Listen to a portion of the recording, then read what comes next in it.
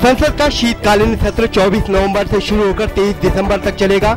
ये फैसला आज नई दिल्ली में संसदीय मामलों की कैबिनेट कमेटी की बैठक में हुआ। कालेधन मामले में आज सरकार ने उच्चतम न्यायालय में हलफनामा दायर किया। केंद्र ने शीर्ष अदालत से कहा कि वह जांच पूरी होने तक नामों का खुलासा न करे। केंद्र ने कहा कि विदेशों में काला धन जमा करने वाले लोगों के नाम को छुपाकर रखने की उसकी कोई मंशा नहीं है। राजकोट के सर्राफा व्यापारी पंकज चिमनलाल लोढ़िया ने कहा कि उनका स्विस बैंक में कोई खाता नहीं है। लोढ़िया को भी विदेशी बैंक खाता रखने के मामले में नामित किया गया है। भाजपा नेता संबित पात्रा ने कहा कि काले धन में शामिल लोगों के नामों को उजागर करने की प्रक्रिया शुरू हो चुकी है। उन्होंने कहा कि विदेशों में काला धन जमा करने वाले लोगों के अंत की शुरुआत है। कांग्रेस नेता सलमान खुर्शीद ने कहा कि काला धन मामले में सरकार को कानून के दायरे में काम करना चाहिए और राजनीतिक बदले की भावना से कोई काम नहीं करना चाहिए। काले धन के मुद्दे पर सीपीआई नेता डी राजा ने केंद्र सरकार से पूछा है कि उसने किस आधार पर अन्य नामों का खुलासा नहीं किया।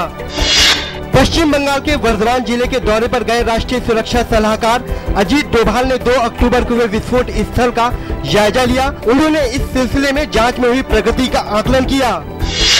गृह मंत्रालय ने कहा है कि पश्चिम बंगाल की मुख्यमंत्री ममता बनर्जी ने आतंकवाद से लड़ने में केंद्र को पूरा सहयोग करने का आश्वासन दिया है। अहमदाबाद मौसम विभाग के निदेशक मनोरमा मोहंती ने बताया कि नीलोफर चक्रवात 30 और 31 अक्टूबर को भारत के पश्चिमी तट से टकराएगा।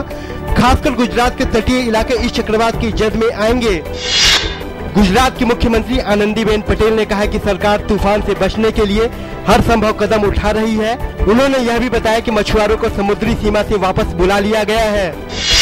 पर्यावरण मंत्री प्रकाश जावड़ेकर ने कहा कि भारत सरकार जलवायु परिवर्तन से निपटने के लिए कृत संकल्प है और इस दिशा में सरकार ने 100 करोड़ रुपए का एक फंड भी बनाया है। उन्होंने कहा कि भारत का किसान नई तकनीक को अपनाने के लिए हमेशा तैयार रहता है। केंद्रीय जल संसाधन और गंगा सफाई मंत्री उमा भारती ने आज कहा कि गंगा की सफाई के लिए एक गंगा वाहिनी का गठन किया जाएगा। ये गंगा वाहिनी नालों को नियंत्रित करने, वृक्षारोपण और कचरों की सफाई का काम करेगी।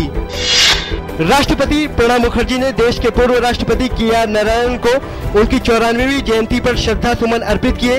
राष्ट्रपति भवन के अधिकारियों और कर्मचारियों ने भी दरबार कक्ष में नारायणन के चित्र के समक्ष अपनी श्रद्धांजलि अर्पित की। पैरा स्विमर शरद गायकवाड़ ने इंचौर में चल रहे पैरा एशियन खेलों में 6 पदक हासिल कर बनाया इतिहास।